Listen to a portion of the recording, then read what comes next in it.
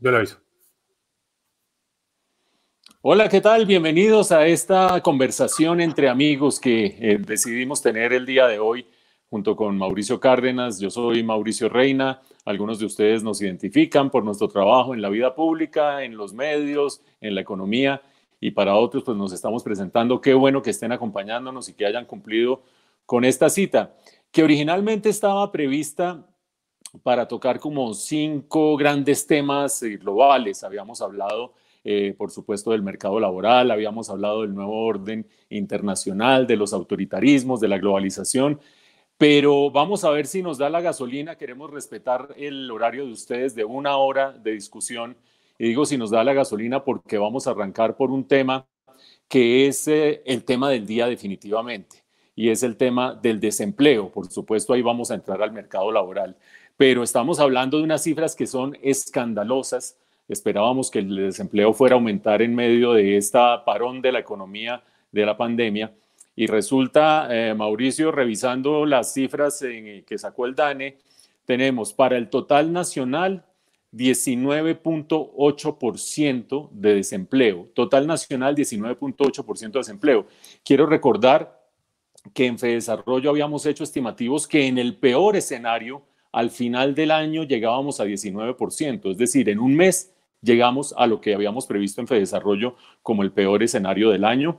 Cuando uno toma solamente las principales ciudades, sube el desempleo porque es más grave en las ciudades que en el campo, sube a 23,5%. Estas son las peores cifras de este siglo, sin lugar a dudas, pero además con un agravante, Mauricio, para ver usted qué opina de esta situación, y es que cuando uno revisa la cantidad de empleos que se han perdido, se encuentra con una cifra aterradora: 5,4 millones de empleos perdidos entre abril del 2019 y abril del 2020. La mayoría de ellos perdidos este año, 4 millones largos perdidos durante este año. Eso quiere decir que el efecto de la pandemia ha sido contundente en el mercado laboral. ¿Por qué hago esa aclaración entre empleos perdidos por una parte y por otra parte la situación del desempleo? Porque lo que termina dándose cuenta uno es que el desempleo lo miden sobre la cantidad de gente que sale a buscar trabajo. Y resulta que hay gente que decidió quedarse en la casa, no salir a buscar trabajo, no salir a buscar empleo, sino que dice: no, yo no estoy buscando empleo. Por eso es importante saber cuánta gente perdió el empleo. Mauricio, ¿cómo la ve usted?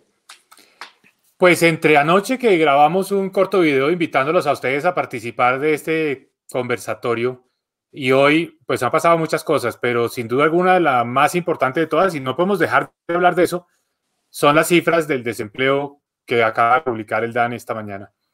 Como usted lo acaba de decir, esta es una situación que es un escenario peor al esperado. O sea, ni siquiera los más pesimistas estaban previendo algo tan malo. Para ponerlo en términos muy sencillos, hace un año, en abril del año 2019, en Colombia había casi 22 millones de personas trabajando. 22 millones. En abril de este año, 16 millones y medio. Ese es el efecto. O sea, los puestos que se han perdido entre hace un año y este año, 5 millones y medio de personas que dejaron de trabajar.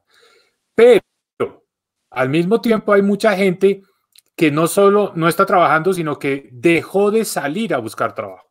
Es decir, que ya no hace parte de la población económicamente activa. Entonces, realmente el problema es dramático. Yo creo que esto va a hacer replantear mucho las cosas y la manera como estamos enfrentando la pandemia, porque pues lo que nos está diciendo es que los efectos son tan fuertes que la caída de ingresos de los hogares va a hacer que muchas familias van a entrar en una situación muy crítica, una situación de pobreza, y este es un problema, digamos, que tiene una dimensión social enorme. Entonces, las decisiones que vienen de aquí en adelante no se van a poder sustraer de esta problemática, la problemática social de la caída en los ingresos. Yo creo que esto hace que se replantee un poco el enfoque, la manera como estamos viendo la pandemia y sobre todo la respuesta. Podemos hablar un poco de eso, pero de entrada lo que quiero decir es que después de las cifras de hoy va a haber un antes y un después, porque lo que esto está diciendo es: la pandemia es muy compleja desde el punto de salud pública, pero es tremenda también desde el punto de vista de los medios de vida, de la capacidad adquisitiva, del nivel de ingreso de los hogares. ¿Usted cómo ve las cosas? Aprovecho y le pregunto, ¿usted cómo ve esto de que si se da un cambio o no en la estrategia? Sí, yo creo que va a haber un cambio en la estrategia en dos sentidos, porque aquí estamos hablando de política de salud pública por un lado y de política económica por otro lado. En el campo de la política económica hay que recordar que el gobierno empezó a tener llamados del sector privado para que hubiera subsidio al empleo desde el comienzo del mes de abril, es decir, desde hace ya casi 2 meses. Y se tardó por lo menos 4 semanas o 5 semanas en cristalizar una fórmula de subsidio al empleo. No quiero decir que sea fácil para los funcionarios estar en la situación en que están, no quiero decir que sea mamey para alguien sacar una medida en 15 días o algo parecido, pero esas 5 semanas fueron críticas, esas 5 semanas significaron una inmensa pérdida de trabajos en la medida en que mientras más se demoraba la formulación de la política de subsidio al empleo, pues más se iban perdiendo empleos en la economía. Era evidente que había que hacer algo, un plan de choque en ese momento, ya cuando empiezan a entrar los subsidios al empleo, que puede ser que para mucha gente sean insuficientes, pero en todo caso empezaron a operar, ya el daño en el mercado laboral estaba en gran medida hecho. Con un elemento adicional, y es que el daño del mercado laboral profundiza la crisis económica. Arranca la pandemia, genera crisis económica, genera desempleo y el desempleo, por supuesto, lo que hace es empezar a deteriorar la demanda y profundizar aún más el ciclo recesivo, con un agravante. Y es que en economía, como usamos muchos términos que vienen de la física y muchos paradigmas que vienen de la física, en el empleo y en el mercado laboral se presenta una cosa que es la histéresis. Es decir, que si en la física yo le estoy presionando una fuerza a un material y dejo de hacer la fuerza, el material vuelve a donde estaba. En el caso del empleo y en el caso de algunos materiales, no se vuelve exactamente al mismo punto. Cae la actividad económica, cae el empleo, se empieza a recuperar la actividad económica y el empleo no se recupera al mismo ritmo, con lo cual vamos a sufrir bastante para recuperar este empleo. En ese contexto, yo creo que el gobierno, que ha sido bastante cauto, muy probablemente por razones fiscales, a la hora de decidir qué tanta plata le mete a reactivar el mercado laboral y sobre todo en qué condición se la mete, si se la mete como subsidio, si se la mete como crédito a las empresas o qué sé yo, va a tener que meter mucha más plata desde la perspectiva de los subsidios, no de la financiación, sino de los subsidios para preservar el empleo que hay y empezar a generar reactivación económica. Y en términos de la política de salud pública, creo que el gobierno se ha movido para donde es, y es vamos a reactivar la actividad productiva, eso sí, tratando de mantener la actividad social de los colombianos en un tate quieto, congelada, pero eso sí, reactivar la actividad productiva, dándole a los mandatarios locales la potestad de decidir cuándo abren y cuándo no abren. Ustedes que nos están siguiendo en sus casas en este momento dirán, sí, pero fíjese Bogotá, 28% del PIB nacional, 28% de la actividad económica nacional y Bogotá van a mantenerla cerrada 2 semanas más. Allí, lamentablemente, estamos pagando los platos rotos de tener un sistema de transporte súper apretado que no da para movilizar toda la cantidad de gente que tiene que movilizar y además el no haber podido conseguir suficiente número de unidades de cuidados intensivos. Veo cambio en la política económica, no necesariamente cambio en la política sanitaria, Mauricio. Pues muy bien, yo estoy muy de acuerdo con lo que usted acaba de decir. He visto algunos de los comentarios que están haciendo las personas que nos están siguiendo. Aparentemente hay algunos que tienen problemas con el sonido, pero otros reportan que está bien. Entonces, aparentemente no es un problema desde acá, desde donde estamos emitiendo. Entonces, voy a seguir. Muchas personas están diciendo en este momento que escuchan bien, que se oye bien. A quienes han tenido dificultad, pues en todo caso decirles que esto queda grabado y lo pueden ver más tarde. Va a quedar en las páginas, en las cuentas de Twitter, tanto de Mauricio como mía. Así que sigamos adelante. Yo iba a decir algo distinto, yo iba a decir esto. Hasta ahora la prioridad estuvo en darle más recursos a la salud. Eso estuvo muy bien, porque necesariamente teníamos que preparar a nuestros hospitales, teníamos que darle una mayor remuneración, una prima a los profesionales y al personal que trabaja en el sector de la salud, muy necesario. Yo soy no sé usted, Mauricio, pero yo todos los días a las 8 de la noche abro la ventana del apartamento y un día con una campana, otro día con una trompeta, con mis hijas salimos todos a aplaudir, porque lo primero es pues felicitar a los profesionales de la salud que están ahí en esa primera línea de defensa. Esos son los primeros recursos. Después vienen los recursos para reforzar el ingreso de las familias. También muy necesario, porque hay muchas familias que pues quedaron sin ingresos. Entonces se reforzó Familias en Acción, se reforzó Colombia Mayor a los colombianos de la tercera edad. Después vino el programa Ingreso Solidario. Yo aplaudí bastante esa iniciativa del Departamento Nacional de Planeación porque le llegó a colombianos que tienen, digamos, un ingreso de menos de 437.000 pesos con un subsidio de 160.000 pesos. Eso lo calcularon pensando que ese era el monto para comprar los alimentos en los hogares. Y después, la semana pasada, hoy se entregan las solicitudes, el subsidio al empleo formal, el programa de apoyo al empleo formal. Entiendo que 7 millones de trabajadores colombianos van a presentar la solicitud de ese subsidio, que es un pago de 351.000 pesos que se le hace al empleador. Puede ser incluso una persona natural que tenga personas a cargo, 3 personas como mínimo. Entonces eso está bien, pero ese es el enfoque hasta ahora, desde el punto de vista económico o fiscal, como usted lo decía. ¿Qué viene? Ahora la obsesión va a ser la generación de empleo. Es clarísimo que las cifras de hoy van a poner el foco esta pérdida de empleos es costosísima, porque lo que uno puede hacer desde el Estado dando apoyos en materia de ingresos es mínimo en comparación a lo que logra la economía vía la generación de empleo. Los empleos son realmente lo más importante. Es el ingreso de los hogares. Lo que hace el Estado es un complemento, una ayuda, un refuerzo. Pero de aquí en adelante le aseguro, Mauricio, que el discurso público, el discurso del gobierno, se va a centrar en generación de empleo. De manera que esto quiere decir no solo un nuevo énfasis, sino unas nuevas iniciativas. Entonces aquí vamos a empezar a ver que se habla de cómo estimular la generación de empleo. Los recursos fiscales que se habían anunciado se van a quedar cortos, van a tener que buscar más recursos fiscales y todo va a ir alrededor de la generación de empleo.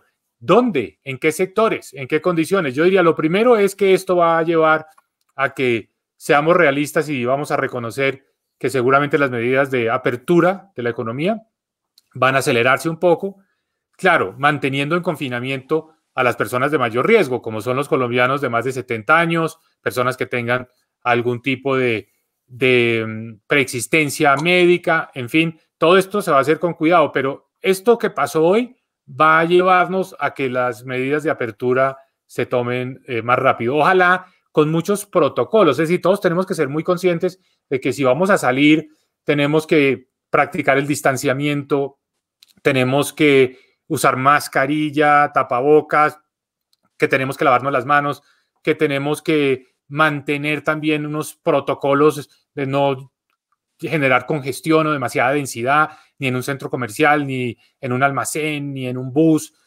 Vamos a tener que salir, pero con mucho, mucho cuidado. Pero de aquí para adelante el tema del empleo subió de jerarquía y entra a jugar un papel mucho más protagónico. Eso es lo que yo pienso. No sé usted qué cree con respecto a los cambios que se van a dar en las decisiones del gobierno. No, definitivamente aquí la reactivación va a ser el nombre del juego y va a ser muy importante. Creo yo que, sin embargo, nos vamos a encontrar con el mismo problema que nos hemos encontrado hasta el momento, sobre el que, entre otras cosas, quiero oír su opinión. El gobierno yo creo que ha sido cauto cuando uno revisa la magnitud de las ayudas y los apoyos de reactivación que han tenido los distintos países de América Latina. Sobresale por mucho y de lejos el caso de Perú, lamentablemente con un muy escaso poder de ejecución. Después quizás sigue Chile en orden de magnitud y muy por debajo está ya México. Colombia está ahí como en un lote intermedio. El presidente de la República ha dicho que lo que Colombia le está metiendo en ayudas a la economía supera el 10%. Hay gente que dice que ese cálculo está mal hecho porque involucra todos los créditos que daría el sector financiero con base en el apalancamiento que ofrece la garantía del sector público. Y resulta que no todos esos créditos se hacen efectivos, no todo es plata pública, etcétera, etcétera. Pero bueno, no entremos en esa discusión, pero sí digamos que si el gobierno ha sido cauto a la hora de no meterle suficiente presión al acelerador fiscal, ha sido justamente porque arrancamos toda esta situación con restricciones fiscales. Perú y Chile, los casos que acabo de mencionar, tienen un nivel de deuda pública muy inferior al de Colombia. Colombia va a terminar toda esta crisis con un 60 y pico por ciento del PIB de deuda pública. Perú y Chile están en 32 y 25 o algo parecido en términos de deuda pública como porcentaje del PIB. Y también en términos de déficit fiscal. Perú y Chile arrancaron ligeros de equipaje y por lo tanto pueden hacer un gran esfuerzo fiscal. Colombia no, entre otras cosas, porque las dos reformas tributarias, la ley de crecimiento y la ley de financiamiento, confiaban en una apuesta conceptual que puede ser que conceptualmente dé lugar a discusión y es yo bajo tarifas y el crecimiento económico me permite al gobierno recoger lo que pierdo por bajar tarifas. Lamentablemente con esta crisis pues nos quedamos con el pecado y sin el género.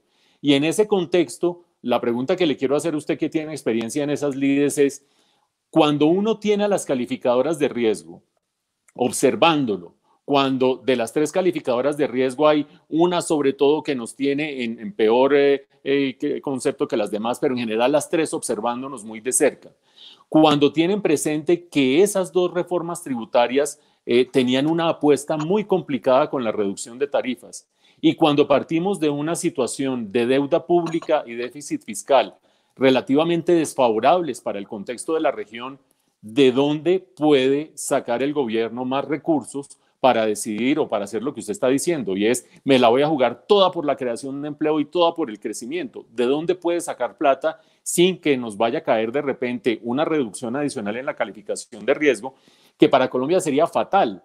Porque para redondear el panorama, tenemos el segundo peor déficit externo de la región, voy a dejar por fuera Venezuela, después de Argentina. Argentina tiene el peor, nosotros el segundo, y por lo tanto necesitamos que la gente crea en nosotros, que los inversionistas crean en nosotros, que estemos bien calificados en términos de calificación de riesgo. Si nos llegan a bajar la calificación de riesgo, nos fregamos. Dicho de otra manera, Mauricio, estamos un poco entre la espada de la necesidad de meterle plata a la economía y la pared de no tener suficientes recursos.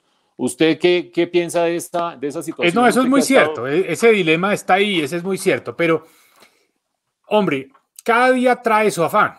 Cada día trae su afán. Hoy el afán es evitar caer en un abismo todavía más profundo.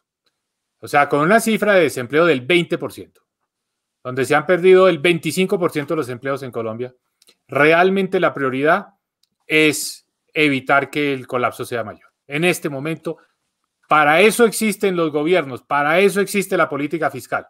La preocupación de cómo vamos a pagar, la vamos a tener y no vamos a ignorarla. No podemos sustraernos de ese debate. Pero hoy hay es que evitar que el hueco sea más profundo. Uno de los asistentes a este conversatorio, Germán Ome, acaba de hacer unas preguntas muy interesantes. Me dice, o nos pregunta Mauricio, ¿cómo se cambia? O sea, ¿cómo cambian los subsidios? ¿Qué hay que cambiar frente a lo que ya se está haciendo dada esta cifra de desempleo? Y yo diría lo siguiente. Yo estoy seguro que muchos de estos desempleados son personas que trabajan en negocios, en actividades que se afectaron muchísimo por el confinamiento. Muchas de esas actividades informales, de las cuales hay una gran cantidad en nuestro país. Pensemos, por ejemplo, en las personas que trabajan en un salón de belleza, en una peluquería, o los que están en los talleres mecánicos, los talleres automotrices, o los mismos conductores de taxi, o los meseros y los cocineros en los restaurantes. Ahí están esos 5,5 millones de trabajos que se perdieron. Ahí están. No son generalmente los asalariados, que los asalariados los han mantenido, viene la ayuda, el alivio del gobierno, 351,000 pesos por cada asalariado. Las empresas van a tratar de sostener un poco esa nómina, pero donde vemos que se destruyeron los empleos es en un grupo de personas que son cuenta propia, que son informales, etcétera. Entonces aquí viene la propuesta, y es que estos 351,000 pesos que está dando el gobierno por cada asalariado se deberían extender para que el dueño de la peluquería o el dueño del taller decida contratar a los trabajadores que perdieron el empleo, que eran independientes o cuenta propia, que los metan la nómina y que el gobierno le va a pagar el 40% del salario mínimo durante un tiempo. Esto no va a durar 3 meses. Este es otro punto muy importante. Todo el gobierno pues va anunciando un poco con cuentagotas que este subsidio va por un mes, por 2 meses. Esto se va a prolongar, porque es que el problema de fondo es un virus del que no sabemos nada. No sabemos si va a haber una vacuna, de cuántas enfermedades no hay vacunas. No sabemos cuándo, si va a llegar la vacuna. No sabemos si esto va y viene, si va a ser una enfermedad, un virus que tiene una especie como de olas. Entonces, esto se va a demorar. Entonces, mi propuesta es que estas personas que perdieron el empleo puedan ser enganchadas con un subsidio de 351 mil pesos que pone el gobierno. El resto del salario mínimo, el 60% restante, que lo ponga el empleador, especialmente ahora que vuelven a abrir, pues con ciertas restricciones, las peluquerías, más adelante abrirán los restaurantes, pero rápidamente tenemos que enganchar otra vez a estos 5 millones de compatriotas que perdieron el trabajo. Y esto quiere decir reenfocar un poco los subsidios. Tenemos que ir a subsidios al empleo. Ese es el foco, empleo. No sé si usted comparte esa visión. Pues sí, digamos que aquí había dos opciones: o dar subsidios para que no se perdiera el empleo, o ahorita dar subsidios para recuperar el empleo. Digamos que hasta el momento la fórmula ha sido efectivamente ayudarle a pagar a los que mantienen la nómina. Los que ya han tenido que salir de empleados, lamentablemente, pues ahora la idea y el propósito de la política pública tendría que ser ayudar a que vuelvan a reenganchar a la gente que terminaron sacando con una fórmula como la que usted plantea, quizás el 40% o el 50% o el 60% del subsidio respecto a un salario mínimo.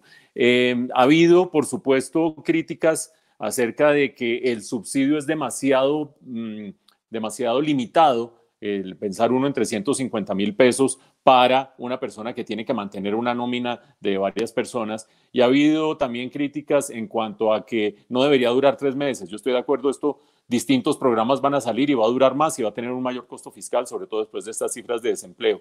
Mi mayor crítica, sin embargo, es de otra índole. Mi mayor crítica se concentra en que se demoró demasiado el gobierno en sacar la medida. Cuando uno saca cuentas de esos 5 y pico de millones de empleos que se perdieron entre abril del 2019 y abril del 2020, más o menos 4 millones se perdieron en los primeros 4 meses de 2020, más o menos 4 millones.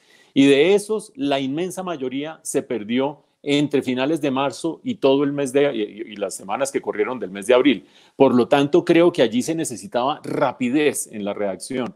Obviamente, a uno no lo agarran estudiado para manejar una pandemia, ni mucho menos. Entonces, en este caso, creo que va a tener el gobierno que reaccionar prontamente. Pero le quiero proponer, Mauricio, para redondear el tema económico, que hablemos un poco de lo que viene en términos de crecimiento económico, porque desde la perspectiva de las personas que están viéndonos y siguiéndonos, o profesionales independientes, o dueños de pequeños negocios, o dueños de grandes negocios, o gente que lamentablemente en este momento ve su empleo allí tambaleando, es clave no solamente saber cómo va a ser el subsidio, sino cómo es el panorama de aquí en adelante.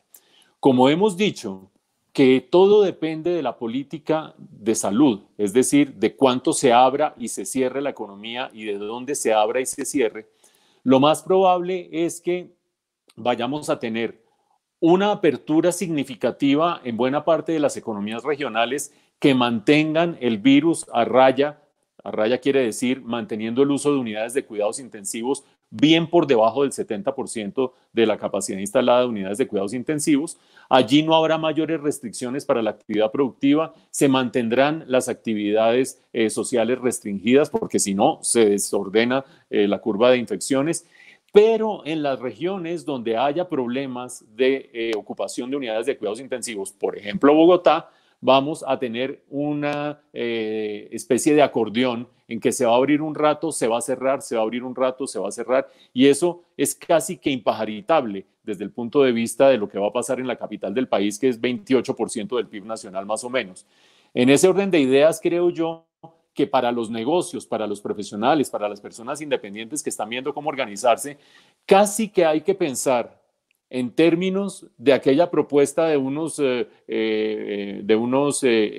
técnicos y economistas. Había economistas y había gente de salud pública israelíes que sacaron hace unas cuantas semanas que decían, ve, aquí la cosa es simple. Si este virus se demora 14 días entre que se agarra y a manifestarse, pues entonces lo que debemos hacer es abrir una semana, cerrar durante 12 días o 14 días o 15 días y volver a abrir. Así los que se infecten mientras estamos con la economía abierta, los terminamos identificando, eso supone que se aplica un suficiente número de pruebas, lo terminamos identificando en esos 15 días de cuarentena, se terminan separando y se terminan aislando y puede volver a funcionar la economía. Obviamente eso es un esquema conceptual y por lo tanto muy difícil de llevar a la práctica, pero le da a uno una guía de cómo nos vamos a mover en ciertas regiones del país de aquí hasta el final del año. ¿Eso qué va a significar? Que seguramente la caída del PIB de este año va a ser superior al 5%. ¿Usted más o menos qué cuentas tiene y cómo ve ese futuro de aquí a final de año de la evolución de los negocios en el país? Bueno, Mauricio, hay muchos temas ahí. Entonces, empecemos por ¿para dónde va la economía? ¿Qué es lo que va a despegar y qué se va a quedar estancado? Porque aquí hay unos cambios que seguramente llegaron para quedarse. Esto no va a volver atrás, ni vamos a volver a donde estábamos hace 4 o 5 meses. Va a haber unos cambios que son duraderos. Entonces, yo estoy de acuerdo con lo que usted dice, que el país está lleno de matices, no se puede generalizar. Entonces, Medellín, Bucaramanga son casos de éxito. Esto hay que decirlo y hay que aplaudir la gestión de las autoridades porque se redujo enormemente el número de personas que fueron, digamos, que fueron afectadas por la pandemia. Ha habido también una gran movilización de recursos hacia el sector hospitalario. En fin, la respuesta ha sido impresionante. Entonces, es mucho más fácil que Medellín y Bucaramanga regresen a la normalidad que Bogotá, donde tenemos todavía zonas muy complejas y tal vez el caso más difícil de toda Colombia, que es Cartagena.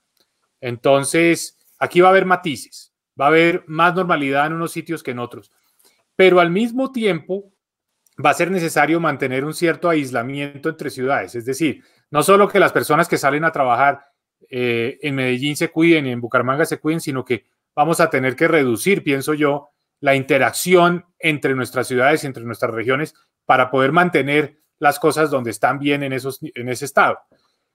¿Qué se va a recuperar? ¿Qué va a crecer rápidamente? Yo pienso que los cambios que ha habido son unos cambios que muchas personas, incluso por cuidarse, ya por un tema puramente personal, de salud, porque están entendiendo la gravedad de este problema, porque han tenido ya acceso a la información, incluso si se autoriza que salgan a trabajar, van a ser muy prudentes. Hay unas personas que van a preferir, por ejemplo, todas las personas de labores administrativas, seguir trabajando desde sus casas. Y eso está bien, eso es muy importante. Yo creo que una de las cosas que nos va a quedar, y lo leía en estos días en un reporte, es que 1/3 de los trabajos van a poder hacer en parte, no tiempo completo, pero en parte, trabajo a distancia, teletrabajo. Y para hablar y ponerle aquí un paréntesis de las cosas positivas que están quedando de todo esto, es que nos estamos dando cuenta que a través de las redes, a través de los canales virtuales de comunicación, se pueden hacer cosas mucho más eficientemente, incluso que cuando se hacen de manera presencial. La gente se vuelve más puntual, se pierde menos tiempo en las reuniones. Yo creo que muchas reuniones que los jefes convocaban, ya la gente hoy va a decir, mire, hagámosla por videoconferencia, hagámosla más corta, o no me mande a ese viaje porque puedo hablar con mi proveedor o puedo hablar con mi cliente a través de una videoconferencia. Entonces, esto nos va a hacer un poco más eficiente, lo cual es muy positivo. Yo estoy dictando clases este semestre y la verdad es que la mitad la dicté presencial hasta marzo, la otra mitad virtual, y no siento que haya habido una gran diferencia en términos de la calidad, del tipo de interacción con los alumnos. Por supuesto, hay que preguntarle a los alumnos, ¿no? Hay que preguntarles a ellos, pero juzgando por la participación de ellos, en términos de preguntas, inquietudes, participan más en la plataforma virtual que en vivo y en directo en clase. Entonces, lo que quiero decir es que hay muchas actividades que seguramente van a ganar con esto. Para eso necesitamos más inversión en conectividad. Todavía aquí aparecen unos mensajes de que la señal está débil, que la calidad de la voz no se oye del todo bien. Eso lo que nos lleva es a que Colombia necesita hacer un salto cuántico en materia de conectividad, tener más calidad y más señal, pero sobre todo es que lo que a mí más me preocupa de este mundo en el que estamos viviendo es que se vayan a acentuar como las divisiones, las brechas sociales. Entonces, el que tiene acceso a una buena señal, el que tiene acceso a un computador, pues está al otro lado. Pero si uno está en un hogar, en una familia, donde no todos los niños y niñas tienen un computador o la señal no es buena, entonces están perdiendo en términos de su oportunidad de educación. Entonces, lo más importante son esas inversiones. Yo, si estuviera en el gobierno, le estaría dando más y más recursos al Ministerio de las TIC para que pues no solo tengamos más equipos, sino mejores señales, más comunicación, porque esto lo vamos a necesitar sí o sí. Y por ahí, digamos, es que tenemos que empezar. Ahora, ¿yo a qué le apuesto? Seguramente vamos a hablar ahora en un momento de la globalización. Yo veo muy difícil el panorama externo, las exportaciones, veo un ambiente proteccionista, pero bueno, ese es un tema para más adelante, lo cual me lleva a pensar que aquí lo que nos va a sacar al otro lado en materia de crecimiento, por lo menos en estos primeros meses, es el consumo interno, es la demanda interna, es el mercado interno colombiano. Y ese mercado se mueve mucho en función de la vivienda, o sea que la vivienda hay que apoyarla. Yo estoy de acuerdo con las medidas de subsidio a la tasa de interés para la vivienda de clase media, eso mueve mucho, mueve empleo, mueve muchos sectores de la economía. Esa medida me gusta, a nosotros nos funcionó cuando estábamos en el gobierno, el famoso PIPE, no sé si usted se acuerda del PIPE, que eran los planes de impulso y estaban muy basados en subsidios a la tasa de interés para comprar vivienda, para que las familias de clase media se animaran a comprar vivienda. Yo le apuesto mucho a eso como herramienta de reactivación y también creo firmemente que vamos a tener que hacer una campaña, si en el mundo están todos volcándose hacia el proteccionismo, hacia compre productos nacionales, pero nosotros también vamos a tener que defender mucho nuestra industria nacional y pues la tasa de cambio ayuda porque hoy se encareció todo, lo importado está carísimo y eso ayuda a que uno escoja el producto nacional. Pero seamos conscientes, yo pienso que vale la pena cuando uno va al supermercado o cuando compra, así siempre pensar, démosle prioridad al producto nacional. Pensemos ante todo en apoyar a la industria nacional porque este es el momento para cerrar filas. Mauricio, pero ojo con lo siguiente, el tema del proteccionismo y la reversión de la globalización hay que tomarlo no como blancos y negros, como dos opciones que son excluyentes y que no tienen matices en la mitad. Y se lo digo por lo siguiente, cuando uno ve por qué se ha reducido el tema de la globalización desde que arrancó la pandemia, evidentemente vuelos internacionales nulos, las migraciones paralizadas porque no se permite que se atraviesen fronteras por temas sanitarios, el comercio muy caído, salvo en los mismos segmentos en los cuales hay dinamismo interno, en los alimentos básicos, en los productos básicos, en lo que la gente está consumiendo. En eso el comercio sigue avanzando. De hecho, el comercio internacional no se cerró. El comercio internacional este año seguramente va a caer un 20, un 25%, que es una barbaridad, pero para la magnitud de los cierres de las economías locales, uno esperaría, no, el comercio internacional está paralizado. No, nada de eso. De hecho, empresas colombianas siguen encontrando en las exportaciones en el mes de marzo y en el mes de abril muy buenos ingresos y muy buenas posibilidades. Con todo eso, ¿qué quiero decir? Que hay que diferenciar las circunstancias que están llevando a que se reduzcan ciertos flujos internacionales, financieros, comerciales, de tránsito de personas. Esas circunstancias hay que diferenciarlas de la lógica según la cual el modelo global sí funciona o no funciona. El modelo global bien implementado funcionó tanto que nos funcionó hasta la primera década de este siglo. Nos funcionó para crecer, nos funcionó a nosotros en términos de generar más oportunidades, más crecimiento, más dinamismo. Otro tema es la distribución del ingreso. Pero decir en este momento, no, es que como vino la pandemia y se están cayendo esos flujos, entonces ahora la única solución es cerrar la economía. Yo sé que usted no ha dicho eso, me parece que sería un desacierto. Y creo que por lo tanto, la campaña que quien quiera la emprenda y quien quiera la acoja y quien quiera la reciba, debería ser, no, cerremos la economía para en este momento con proteccionismo orientarnos hacia adentro, sino que la persona decida libremente. Y como usted dice, se han encarecido productos importados, pues que compre nacional. Y si cree que comprando nacional, y yo creo que comprando nacional estoy ayudando a unas cadenas de valor nacionales que generan empleo, lo haga. Pero que no vaya a haber de por medio la tentación de que hagamos un cierre desde el punto de vista arancelario, desde el punto de vista paraarancelario, porque ese aislamiento de la economía, una vez se empieza a reactivar el crecimiento económico, lo que nos hace es perjudicarnos a todos nosotros y cerrarnos puertas a la exportación. Pero Mauricio, usted ahora que habla de temas internacionales, teníamos previstos un par de temas en la agenda de hoy que yo no quiero dejar que se nos escapen. Uno de ellos tiene que ver con la reacción de los líderes y los ímpetus de ciertos líderes en el contexto de la pandemia. Nosotros lo denominamos en nuestro temario que habíamos hecho originalmente como el autoritarismo, la tendencia al autoritarismo y al populismo. Y sencillamente una frase sobre cada uno para que usted me diga qué opina de un fenómeno, de un líder internacional que hoy nos da para hablar.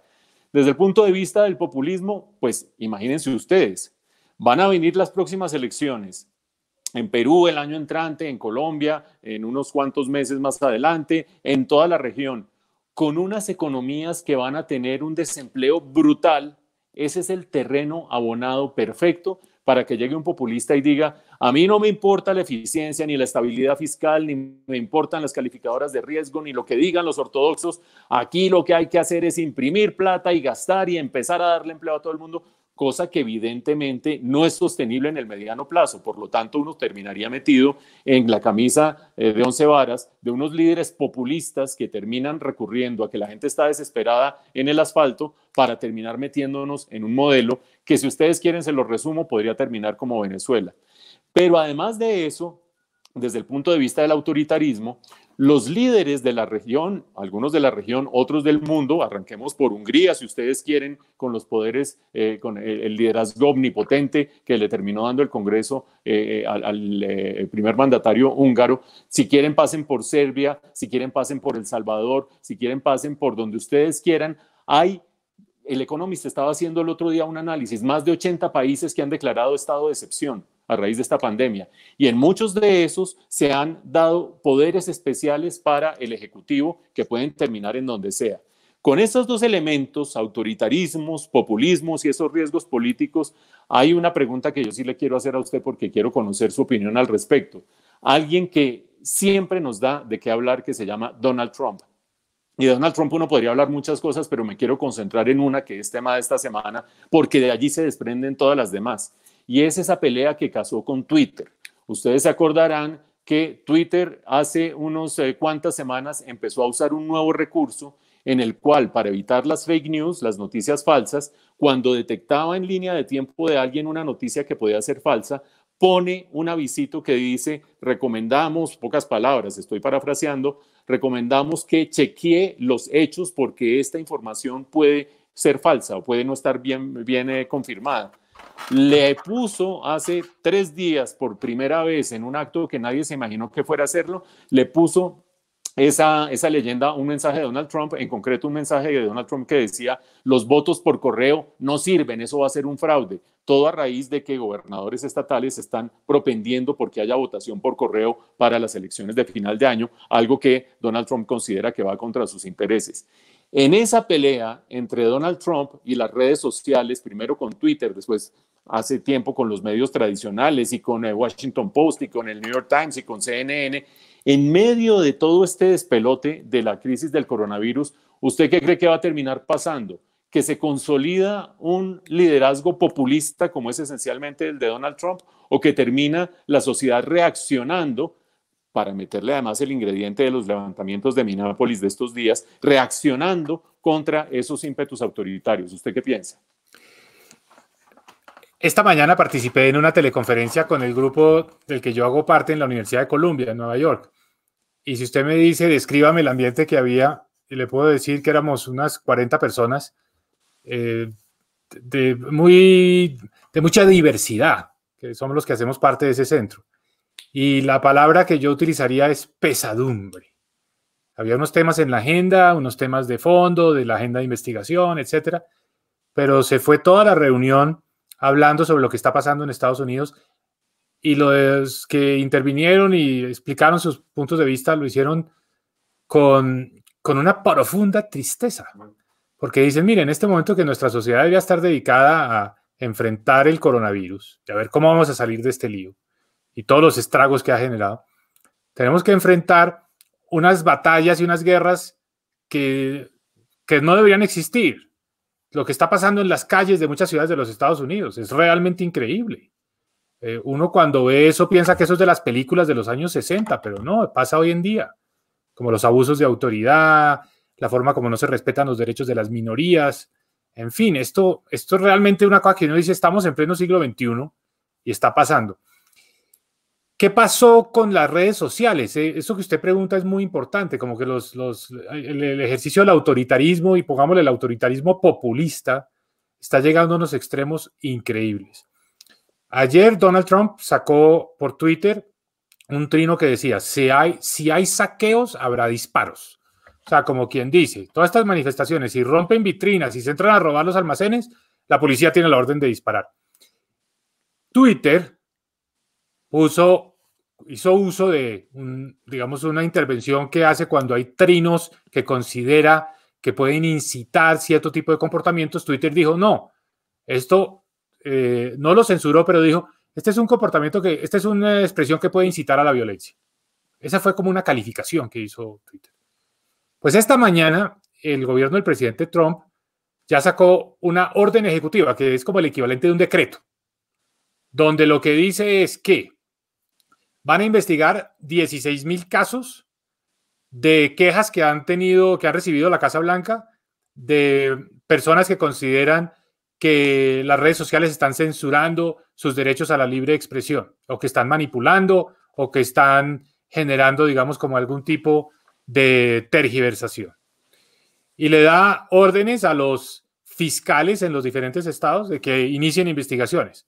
Y le suspende unos beneficios que tienen las redes sociales que los protege frente a cierto tipo de acciones de tipo legal cuando intervienen, o sea, como hacen cosas como la que acabo de comentar que hizo Twitter.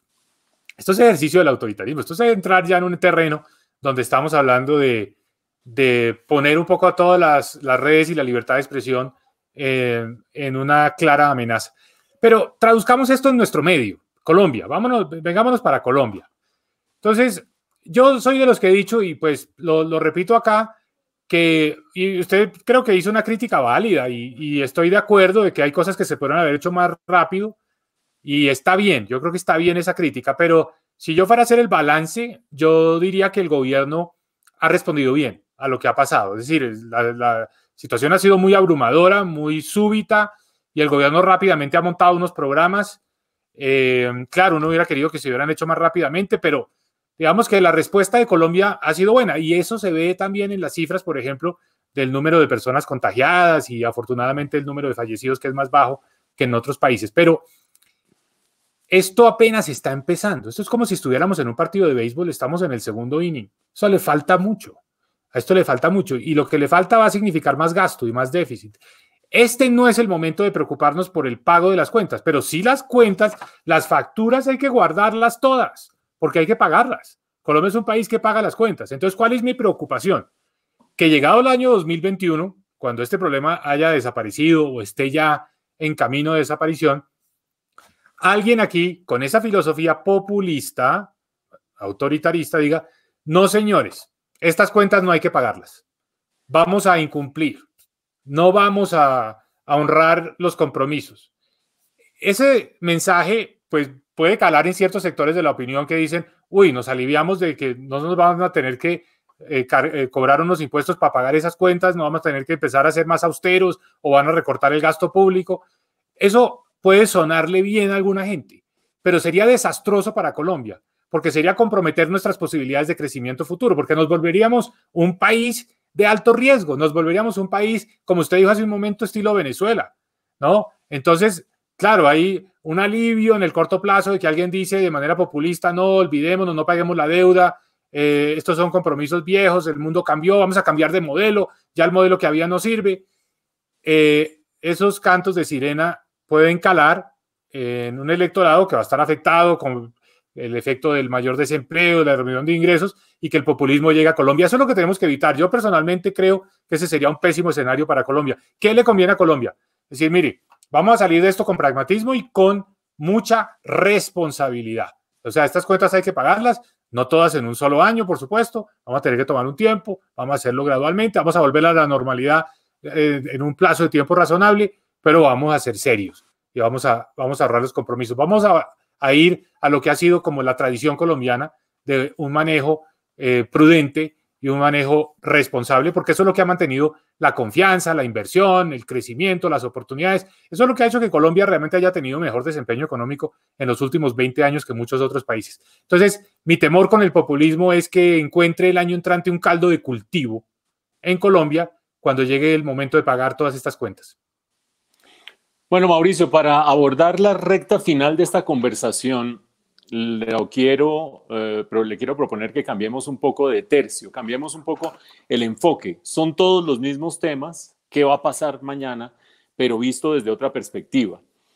Hay unos cálculos según los cuales, dependiendo de cuál vaya a ser el cierre de la economía, si va a ser solamente y lentamente se va a ir abriendo regionalmente, o si va a ser en forma de W, es decir, un cierre ahora, que es el que estamos tratando de terminar, y otro cierre en el segundo semestre, o si va a ser en forma de U, es decir, mucho más prolongada la recuperación, o si va a ser en forma de L. Dependiendo de cómo sea, hay cálculos que dicen, vea, Colombia necesitará entre 3 y 5 años para volver a tener el nivel de PIB, en términos no per cápita, en términos absolutos, que teníamos el año pasado. Es decir, aquí no solo estamos hablando que la economía se contrae un año y que después vuelve a crecer porque obviamente va a rebotar, sino que para volver a tener el mismo nivel de PIB y quizás para tener una torta suficientemente grande para mantener o tratar de recuperar los logros en pobreza, los logros en distribución del ingreso, los logros en crecimiento de clase media, nos vaya a tomar 5 años para poder recuperar lo que llegamos a alcanzar el año pasado. Ese es un contexto complejo. ¿Cuál es el cambio de tercio que le quiero proponer? Usted tiene 3 hijas y yo me imagino que las conversaciones con sus hijas no se dan en términos de ingreso per cápita, ni se dan en términos del R sub T, ni se dan en términos del coeficiente de Gini, sino unas preguntas mucho más humanísticas, unas preguntas relacionadas con el futuro, relacionadas con la esperanza, relacionadas con la situación actual, contando con la suerte que usted y yo estamos en esa mitad de los hogares colombianos que tenemos internet en la casa. La mitad de los hogares colombianos no tienen internet en la casa, por lo tanto llevan 2 meses y medio o 3 meses con profundas dificultades para poder educar a sus hijos. En ese contexto, ¿cómo se dan esas conversaciones cuando una de sus hijas le pregunta, papi, ¿qué va a pasar cuando esto termine? ¿O cómo va a ser este país? ¿O cómo va a ser este mundo? ¿O cómo vamos a ser nosotros cuando todo esto termine? Acuérdese que no me puede hablar de coeficientes ni de fórmulas. No, eso en mi casa está prohibido. Aquí no se puede hablar de números, ni de fórmulas, ni de conceptos económicos. Son conversaciones, ahora yéndolo a usted, que me acuerdan de esas charlas y horas, largas horas en las que usted y yo hablábamos hace 40 años, cuando ni usted ni yo éramos economistas, éramos recién graduados del bachillerato y tomamos la decisión de irnos en bus desde Bogotá hasta Chile. Y muchas veces teníamos que conversar, íbamos conversando trayectos de 10, 15 horas en un bus sentado uno al lado del otro, hablando de lo que estaba pasando. Esa era una época, comenzaba en los años 80, estaba volviendo la democracia en América Latina, hablábamos mucho de eso. Llegamos a Chile, que estaba en medio de la dictadura, y pues eso para nosotros fue un choque, entender qué era lo que estaba pasando allá. En fin, esas son las conversaciones amenas de amigos, que es la que estamos teniendo con usted hoy en día. Yo lo que digo es, las cosas van a cambiar y todos tenemos que prepararnos para eso. Empresarios, estudiantes, académicos. Yo creo que el mundo va a ser un mundo donde, en primer lugar, vamos a ser más conscientes de ciertos valores que hemos recuperado. O sea, cuando uno está en Bogotá y puede oír a los pájaros, cuando uno ve que, digamos, se ha recuperado la calidad del aire, cuando uno comparte más en familia y tiene más tiempo para estar, digamos, almorzando y comiendo en familia y oyendo las inquietudes y los puntos de vista, yo digo, uno se enriquece. Uno, digamos que valora mucho esto. Yo creo que vamos a proteger un poco más estas cosas. Vamos a proteger más la familia, vamos a proteger más los valores, vamos a proteger más el cambio climático. Es decir, evitar el cambio climático. Yo creo que este va a ser como un acelerador, como un catalizador. Usted habló de un concepto físico, va a hablar de otro. El catalizador es el que acelera una reacción. Entonces todo el mundo sabía que había un problema con el medio ambiente, con las emisiones de dióxido de carbono, etcétera. Yo creo que esto nos va a volver más conscientes y vamos a decir, oiga, protejamos más la salud de la tierra, protejamos más nuestra propia salud, hagamos un poco más de deporte y disfrutemos unas cosas más básicas de la vida. Yo creo que eso es importante. Vamos a proteger más nuestro tiempo, en las empresas también. Y yo le digo una cosa, la empresa que hoy esté enfocada en maximizar utilidades, en vender más, en lograr sus metas comerciales, está totalmente equivocada. Este es el momento para que las empresas se solidaricen con todo el grupo de actores que la rodea, sus clientes, sus proveedores, sus empleados. Este es un momento no para pensar en lo comercial, sino en lo comunitario. En Estados Unidos hay casos de estudio, por ejemplo, de Walmart. Walmart, una de las grandes superficies en el sector del comercio, se posicionó mucho frente al consumidor norteamericano durante el huracán Katrina, porque ¿qué hizo? Le dijo a todos sus almacenes, mire, le dijo a los gerentes, ustedes preocúpense por estar cerca de la comunidad. Entonces la gente venía a los parqueaderos, Walmart les ofrecía agua potable y lo que hizo, hay una comunicación célebre del presidente de Walmart en ese momento que le dijo a los gerentes de las sucursales, dijo, mire, ustedes van a tener que tomar decisiones por encima de su rango, por encima de su nivel. No se asusten con eso, tomen las decisiones, no se equivoquen, acérquense a la comunidad.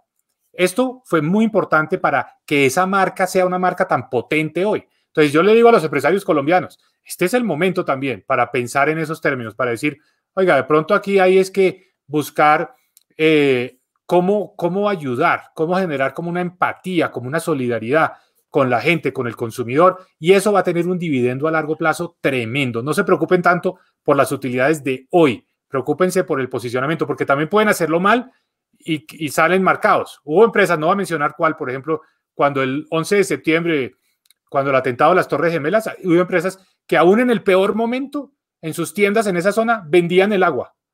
Y por supuesto los policías y los bomberos después se quejaron, dijeron, ¿cómo es posible que entrábamos al almacén tal, no voy a decir la marca, y nos cobraban por el agua que nos vendían? Entonces, ahí se pueden hacer bien o mal las cosas. Entonces, mi mensaje es, este es el momento de la solidaridad.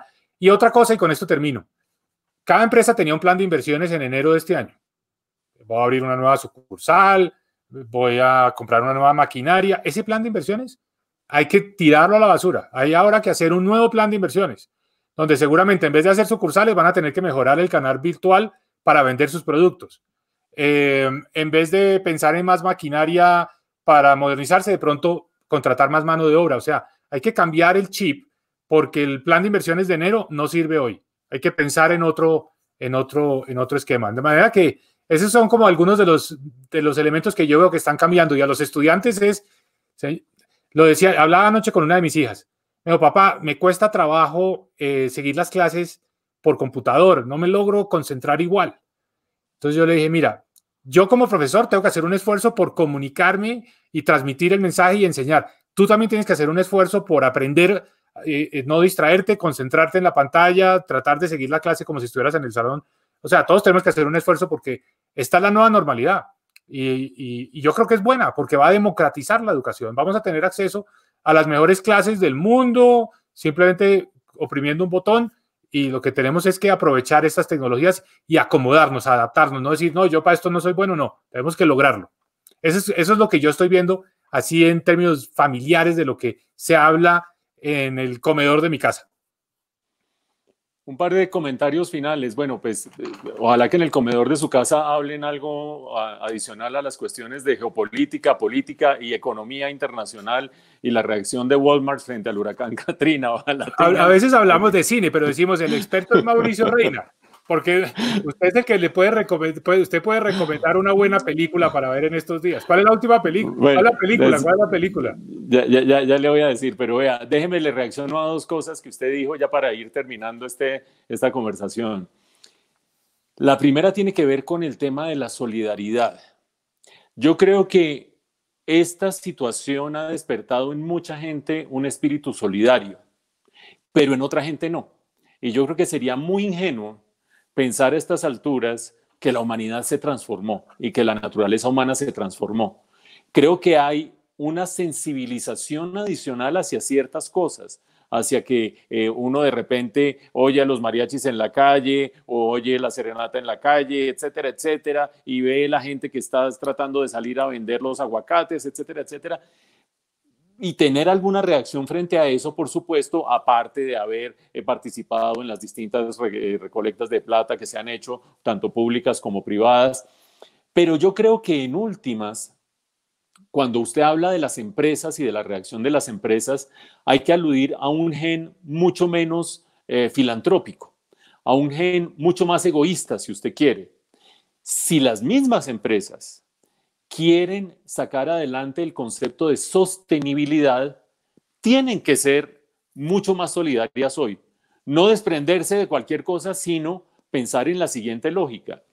No soy solidario hoy, genero 20% de desempleo, eso me demora mucho más la recuperación, me trae el riesgo de un modelo político populista que me echa al traste con todo el modelo de desarrollo colombiano y me acaba con la sostenibilidad. Por lo tanto, incluso si el empresario o incluso si la empresa sigue pensando en los términos tradicionales de responderle a los accionistas con unas utilidades, incluso en ese caso, tiene que cambiar la manera de ver esta coyuntura y tiene que entender que en esta coyuntura todos vamos en un mismo barco y si se está hundiendo la parte de atrás del barco, se termina hundiendo todo el barco. Y esa lógica y esa metáfora es la que nos tiene que gobernar. Un segundo punto de lo que usted dijo, lo de la educación. Yo creo que la educación virtual trae inmensos retos. Creo que desde esa perspectiva, las entidades educativas tienen que ser muy juiciosas en darse cuenta de algo. Primero, aquello que dijimos, la mitad de los hogares colombianos no tienen internet y ahí hay una labor de política pública muy importante por hacer. Pero en cuanto a las entidades educativas, instituciones educativas, hay que tener presente que hacer educación virtual no equivale a agarrar el mismo PowerPoint que uno da toda la vida y empezar a zamparlo por un Zoom o zamparlo por este medio que estamos teniendo nosotros. Porque de por medio hay mil distracciones, hay procesos pedagógicos distintos, hay gente que no está concentrada, como estaba diciendo su hija, etcétera, etcétera. Hay que reflexionar sobre el modelo pedagógico de la educación virtual. No es que de repente llegó la pandemia y empecé a dar las clases por internet y ya, perfecto, este país salió adelante. Ahí hay que hacer una autocrítica profunda. Pero quiero agregar dos elementos adicionales del día de mañana. Uno de ellos tiene que ver con una relación conflictiva con el Estado. ¿Por qué? Porque estamos en una coyuntura en la que las políticas estatales tienden a estar por encima de los intereses individuales. Pongamos el ejemplo más simple, el programa de Medellín Te Cuida, ese sistema de información que le ha permitido a Medellín, como usted lo decía, ser tan exitoso en el control de la pandemia, pero donde uno tiene que dar mucha información de uno mismo, de sus hijos, de su familia, de sus hábitos, de su no sé qué, y como que la gente que llena esos formularios tan exhaustivos lo hace con un poquito de susto, sobre todo si por la noche ven el noticiero que resulta que hay una agencia de inteligencia de las fuerzas militares que tiene metidas no sé qué, si sé cuánto y ta. Entonces uno dice, ¿cómo así? Necesito colaborar con el Estado para sacar adelante la comunidad, pero sé a la vez que hay un resquemor para tener ese tipo de apertura con mi información y mi capacidad de entregarme a una política pública superior a mí. Esa relación conflictiva se va a seguir manteniendo entre el individualismo, lo hemos visto en los mayores de 70 años que dicen déjenos salir y no nos frieguen más con esto, y la injerencia del Estado.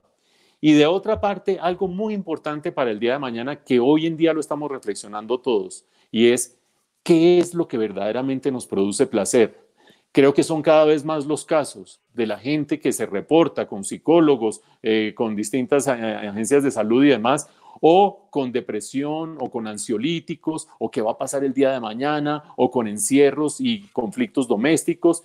Y creo yo que todos tenemos que hacer un poco de autoobservación para decir, pucha, de pronto yo hoy estoy un poquito más susceptible a no estar tan feliz como hace 60 días. Y en ese contexto, saber qué es exactamente lo que nos proporciona la felicidad, que claramente no es algo de comprar la cosa de 50 millones que voy a salir a comprar el día que me dejen salir de la cuarentena, sino algo mucho más sutil y más chiquito que tiene que ver con los valores que usted estaba mencionando, de los afectos, de la familia, de las relaciones interpersonales. Eso, una vez lo encontremos y lo tengamos en las manos, no lo podemos soltar nunca de aquí en adelante, Mauricio. Eso es así, eso es así. Si usted me pregunta, bueno, son las 3:59, tenemos que terminar, pero si usted me pregunta qué ha sido lo más duro de la pandemia, para mí ha sido no poder ir a visitar a mi papá. Es decir, esa distancia, está cerca físicamente, bueno, podemos hablar por teléfono, pero me ha hecho mucha falta verlo a él. Va a cumplir 90 años este año, está bien, está muy bien, pero esa parte ha sido dura de la pandemia. Mire, no tenemos tiempo, pero ha habido muchas preguntas. Yo propongo dos cosas. Todo esto está grabado. Todas las preguntas que ha habido, yo creo que las deberíamos tratar de responder en una próxima conversación, porque hay unas preguntas interesantísimas. Pero terminemos con una recomendación, porque hay muchas que han preguntado, bueno, ¿qué están leyendo? ¿Qué películas han visto? Entonces, yo doy las mías y usted, ¿por qué no termina la charla? Yo he visto, así en los últimos días, una serie, y de pronto ayúdeme, Mauricio, porque no sé cómo las han traducido, pero vi una serie en Netflix que me encantó, que se llama El Morning Show, que es una serie sobre un canal de televisión que tiene un noticiero a primera hora de la mañana y todo lo que ocurre alrededor de la vida de ese noticiero. La súper recomiendo, The Morning Show. Y vi una película, ahora que estábamos hablando de los problemas y los conflictos raciales en Estados Unidos, el libro verde, no sé cómo se tradujo. The Green Book, sí. The Green Book. Sí. Maravillosa película. Es en el año, cuando usted y yo nacimos, en el 62, es la película. Y bueno, yo creo que no les digo más porque vale la pena que la vean. El libro verde o The Green Book, una historia bellísima de dos personajes que son al mismo tiempo grandes actores. De manera que ahí les dejo esas dos recomendaciones y les aseguro que no los voy a decepcionar. Entonces, Mauricio, usted el libro y la película y ya nos despedimos. Y yo creo que esto ha estado bien. Vamos a evaluar todo lo de las comunicaciones, si funcionó bien, si la señal, etcétera. La plataforma, escogimos esta plataforma para hacerla por Twitter. Podemos evaluar otras, pero ha sido un gran gusto estar con ustedes y sobre todo conversar con usted, Mauricio, que es siempre un gran placer y siempre ha sido una fuente importante de estímulo y de buen diálogo. Muchas gracias. Me preocupó ese comentario suyo que vamos a evaluar a ver si el sonido estuvo bien, porque si no estuvo bien, ¿qué carajos estamos haciendo nosotros hace una hora? Es que los mensajes están encontrados. Hay unas personas que dicen buen audio y otras dicen malísimo, no se oye nada. Entonces, bueno, tendremos que oírlo usted en diferido, usted y yo en diferido, a ver qué evaluación vamos a ver, sí. Bueno, vea, rápidamente, The Morning Show no está en Netflix. The Morning Show está en Apple TV. Y seguramente usted la vio en Apple TV porque no está en Netflix, no es de Netflix, pero es una serie muy buena. A mí que me gusta tanto el periodismo y que ejerzo parte de mi vida profesional el periodismo, es fantástico esa dinámica de adentro del periodismo. De otro lado, películas. Vea, ahorita que acaban en Hollywood de hacer una encuesta para ver cuál fue la película más importante de la historia y volvió a ganar, como ha ganado tantas veces El Padrino, yo la volví a ver y la volví a ver con un placer infinito. Está por cumplir medio siglo de vida, está a 2 años de cumplir medio siglo de vida y tiene todos los valores, parece que hubiera sido hecha ayer. Esa película y 2001 no les pasa el tiempo, 2001 Odisea del Espacio, es increíble, medio siglo encima y parece que se hubieran hecho ayer. Eso en cuanto a una. La otra es así de Netflix, no es una película sino una serie que se llama La No Ortodoxa. Es una serie sobre una comunidad en Brooklyn, en Williamsburg, que es una comunidad de judíos ortodoxos con toda una serie de prácticas y hábitos que son fascinantes para quien los ve de afuera. Son, con todo respeto por los judíos ortodoxos que nos siguen en este momento, son muy raros para el resto de la gente esos hábitos y esas prácticas. Y una muchacha que es joven, 19, 20 años, que es elegida para casarse, se casa y empieza a darse cuenta de la profunda infelicidad que tiene en el contexto de esa familia, de esa comunidad tan ortodoxa, y se escapa. Y la serie empieza a contar toda la vida de los ortodoxos vista desde afuera y ella tratando afuera, en Alemania en este caso, de hacerse una nueva vida. Es fascinante porque esa exploración de esos hábitos y de culturas contemporáneas, pero muy distintas a lo que conocemos, es fascinante. En libros sí le voy a decir que se desmontó en un peladero, porque yo no sé si a usted le ha pasado lo mismo, ya nos pasamos de tiempo, no vamos a profundizar en este tema, pero me tengo que sentir afortunado y desafortunado. Afortunado porque tengo trabajo, mucho trabajo, desafortunado porque no he hecho otra cosa que trabajar. Se nos han trastocado los horarios, que el webinar, que la reunión, que de 4 a 6, que de no sé qué, a uno se le va el día por completo. Y no he tenido la posibilidad de meterme en nuevas lecturas, así que esperemos que la próxima vez que tengamos una conversación le tenga alguna novedad literaria, Mauricio. Así es, bueno, las haremos en la próxima sesión. Muchas gracias, ha sido un gran gusto que ustedes nos hayan acompañado, que nos hayan dedicado esta hora y los invitaremos a la próxima porque nos quedaron muchos temas. Yo personalmente quiero hablar de muchas otras cosas, pero es bueno que haya todavía más tela que cortar. Buenas tardes. Sí, muchas gracias a todos. Chao, chao.